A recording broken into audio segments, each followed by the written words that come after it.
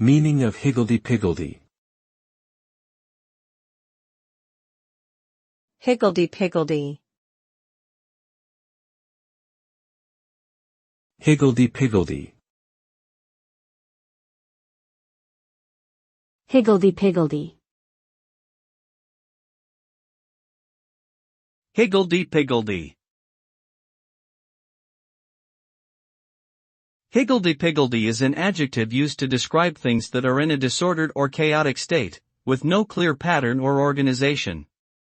It can also be used to describe things that are haphazard or jumbled.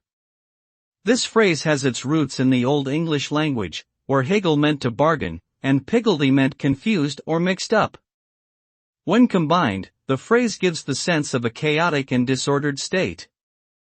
For example, a messy room with clothes and books scattered everywhere can be described as higgledy-piggledy.